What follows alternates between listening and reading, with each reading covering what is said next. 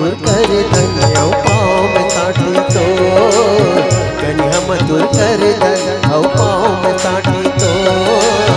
गुड़मा पोहे मर की हिरनी कसे आती तो ये माँ का मोहनी डारे ना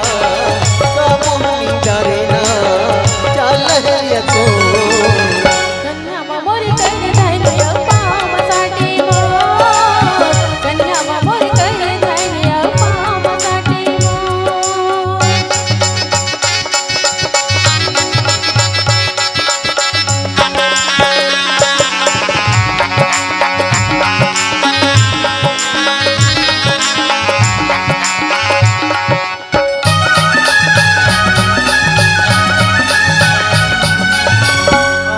सरगने उड़ल भरिया